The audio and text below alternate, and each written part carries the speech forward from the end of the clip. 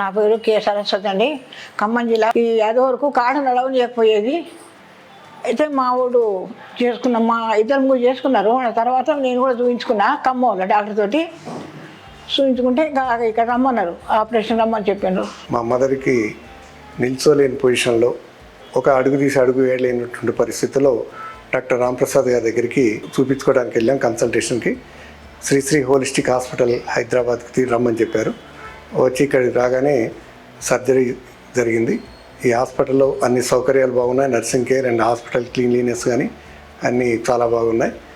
ఇంతకుముందు మా బ్రదర్కి, మా మామగారికి, మా అత్తగారికి వాళ్ళందరికీ కూడా ఇదే హాస్పిటల్లో ఇదే డాక్టర్ గారికి చేత హాస్పిటల్ సర్జరీ జరిగింది.